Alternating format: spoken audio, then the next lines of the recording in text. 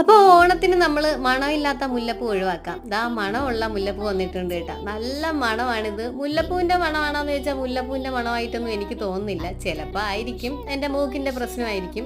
എന്തായാലും 2 ടൈപ്പ് മുല്ലപ്പൂ ബണ്ണാണ് വന്നിട്ടുള്ളത്. രണ്ടും മണമുള്ളത് തന്നെയാണ്. ഇതിൽ ഇതാ കുറച്ച് മണിയും കിണിയൊക്കെ തൂങ്ങിക്കിടപ്പുണ്ട്. പക്ഷേ അതില്ല. അതാണ് രണ്ടും തമ്മിലുള്ള വ്യത്യാസം കേട്ടോ. ഇത് നമ്മൾ കസവ് പാവാട ഉടുപ്പൊക്കെ ഇടുമ്പോഴത്തേക്കൊക്കെ അതിൻ്റെ കൂടെയൊക്കെ വെച്ചാൽ സൂപ്പർ ഭംഗിയായിരിക്കും കേട്ടോ. കാരണം കസവിൻ്റെ ഒരു ഷെയ്ഡൊക്കെ വെച്ചിട്ടുള്ള സംഭവമാണിത്. അപ്പോൾ എനിക്കിതാണോ അതാണോ ഇഷ്ടപ്പെട്ടതെന്ന് വെച്ചാൽ സത്യത്തിൽ എനിക്ക് ഇഷ്ടപ്പെട്ടത് ഇതാണ്. അപ്പോൾ ഇതിലും മണമുണ്ട് അതിലും മണമുണ്ട്. രണ്ടും മുല്ലപ്പൂ തന്നെയാണ് കേട്ടോ. മുല്ലപ്പൂ ആണോന്ന് ചോദിച്ചാൽ നമ്മുടെ പ്ലാസ്റ്റിക് പോലുള്ള മുല്ലപ്പൂവാണ്. ഒറിജിനൽ മുല്ലപ്പൂ ആണെന്ന് പറഞ്ഞ് ആരും വന്നേക്കരുത്.